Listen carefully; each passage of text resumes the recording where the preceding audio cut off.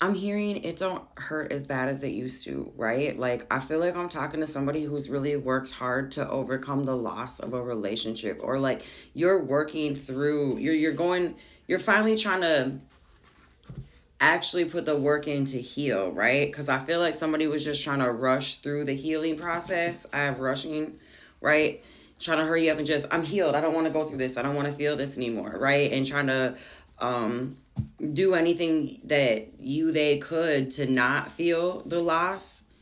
Because I was also feeling as well that somebody wasn't doing well with the loss of you, but I don't feel like this is somebody you're supposed to allow back into your energy. Okay, I feel like this is an energy that you're transitioning out of. I have transition, I have loss, right?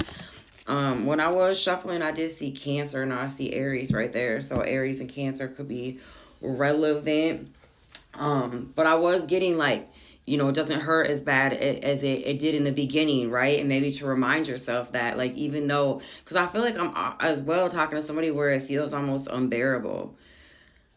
Maybe for both of you, I'll see 111 right there, right? But I feel like it's gonna get better. This should be a message of that. Like, this is gonna get better. This isn't gonna be like your permanent state, right? You're going to transition out of it, and it's not going to be as bad as it was probably ever again, right? Because I feel like you really learned a lot of lessons from this past situation, right?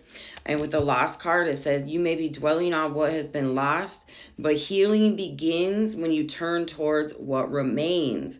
Acknowledge your feelings. What am I saying? And then focus on the opportunities still available. Growth emerges from adversity, right? Because I feel like as well, like I said, I was talking to somebody who they were just trying to avoid it. They were trying to avoid the work, the shadow work, trying to avoid the pain, right?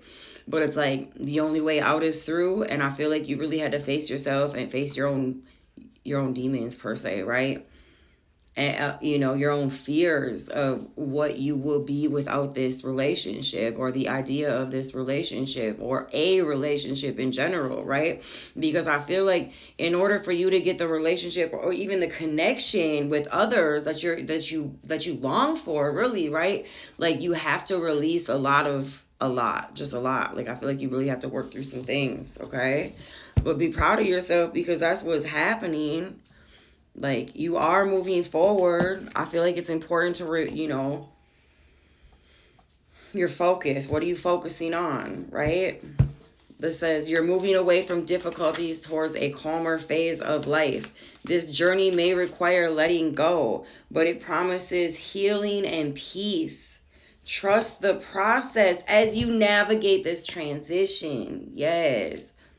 It almost looks like the Six of Swords as well, right? There's six swords in that boat. So are these the same? They're really tarot too. It is the Six of Swords. Man, we learned together today. You guys, I didn't know that these were, yeah, because there's the Moon, Three of Pentacles. Oh, okay. Okay. Now I can read these a little different. But yeah, with the Six of Swords, obviously it is that then. 333 right there. 212 on my clock as well. Like, I feel like you're dodging a bullet. You're moving away from those murky waters, right? And I feel like you may be looking at it as a loss right now, but things are going to shift. Your perspective on this so-called loss is going to shift, right? Especially as you get more in your own energy and not so intertwined with this individual, right? Because I feel like you were very enmeshed. You were very enmeshed with this person. That just made me excited about this deck.